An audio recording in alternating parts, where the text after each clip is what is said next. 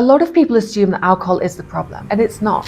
It's actually the solution. And that's why you can't quit. Unless you stop viewing alcohol as a problem, you'll either end up substituting your drinking for other addictions, or you'll just be miserable, or even worse, you'll keep relapsing. So let me explain why alcohol isn't the problem, and then I'll give you 3 action steps you can take today to start your alcohol-free journey. Now, there's always a problem and a solution. A solution solves the initial problem. We can use myself as an example, and we can look at why I was drinking alcohol. And there were so many reasons, but the main ones were, the first, to escape stress from life and from the bullshit that's happening. The second, to numb my sadness, my disappointment, and my negative emotions. And the third one, social anxiety, to fit in, as I always felt very awkward and nervous about everything. Can you relate to any of these situations? Now let's break them down. If I was super stressed on a Friday night, that was my problem. I wanted to switch off from work and the week, and that was my desired solution.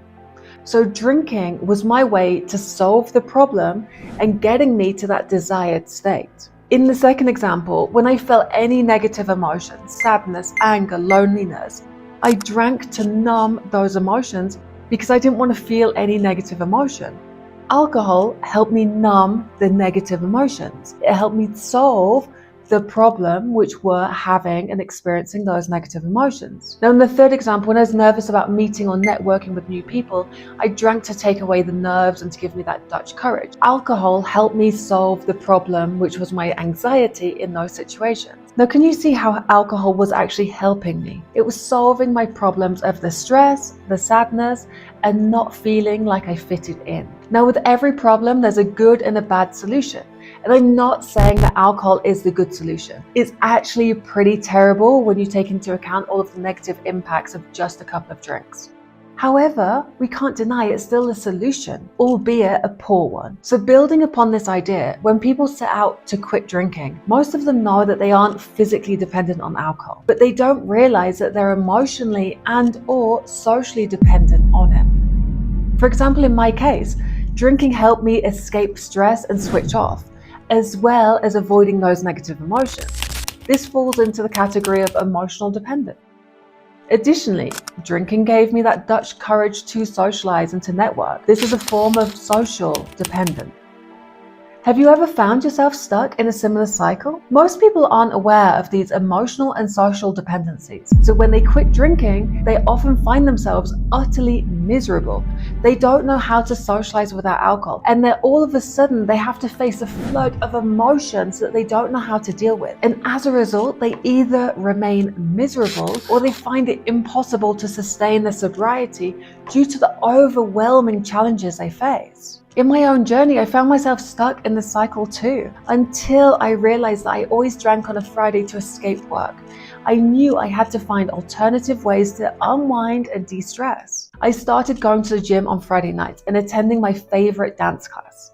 I began scheduling sessions at the flotation tank.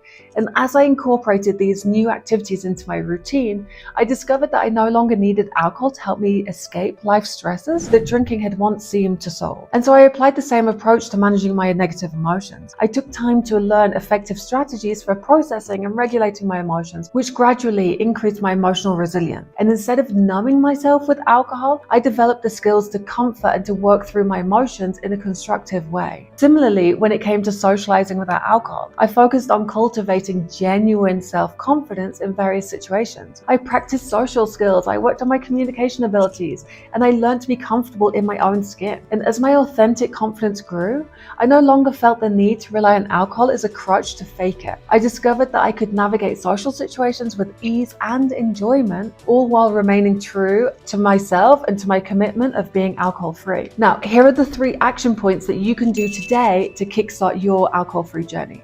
The first one is to ask yourself, how is alcohol helping me in life?